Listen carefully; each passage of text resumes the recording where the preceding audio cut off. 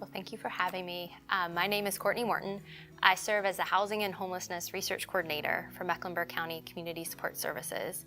And so the easier way to explain that is that I push data out. So my job is to connect data to people, different kinds of stakeholders in the community, to help make policy decisions, funding decisions, programmatic decisions around housing and homelessness.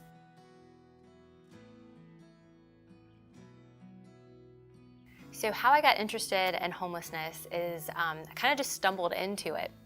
So I was a recent graduate of School of Social Work, Chapel Hill, and I needed a job. So I was coming from out of town and found an open position that was in a startup working with families experiencing homelessness.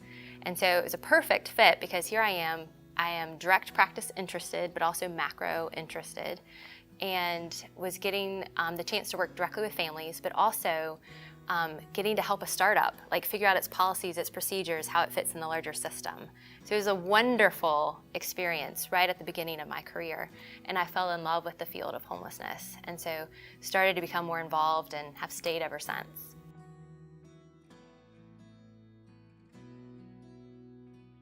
So I think the macro area of social work is so helpful with addressing the issue of homelessness because there's a lot of work that has to be done on the direct practice level, working directly with families and individuals experiencing homelessness in order to get them into housing.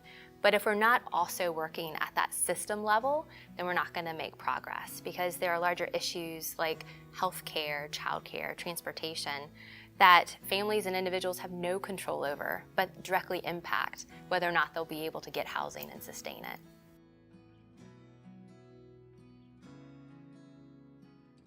So I do have an example of a system level change that has a direct impact on families in our community. So we worked on a report. At my employer, Mecklenburg County Community Support Services, funds a series of reports with UNC Charlotte's Urban Institute, and we released a report on family homelessness last year. And one of the things that we realized through this report is that there was a gap in services, so that you have children who are eligible for a service that gets them connected to school and transportation that they weren't getting connected to. And through the report, through the data matching, we were able to expose that. And we talked about the report, we shared it with different stakeholders, and as a result, CMS, our local school system, ended up putting in a McKinney-Vento liaison, who is the staff person, that point person for that, directly in the shelter, and that helped to close the gap. So now you have students who are experiencing shelter with their families at the emergency shelter, have direct access to a person to get them connected to services, which didn't exist before that.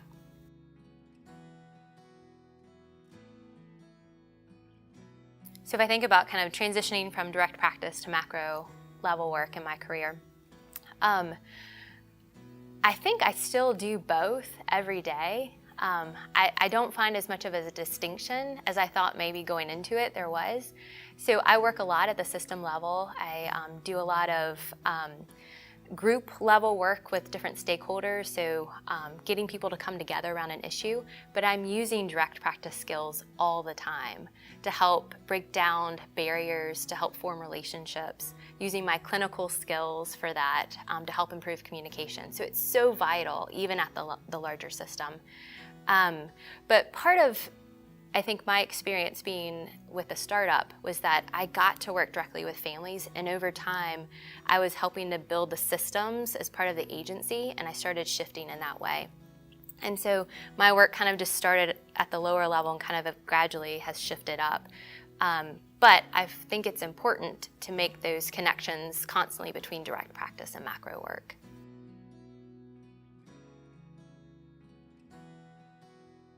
Advice to future macro level social workers out there: change is slow and it takes a very long time. And some of the things that we'll do today, we won't ever see the results of. It may be future generations. In fact, my supervisor has been with the county for 30 years, is now just seeing some of the changes come about that she started a long time ago. So have a lot of patience and think of every interaction that you have as a gift to break down barriers to form relationships, because that's so crucial to getting work done.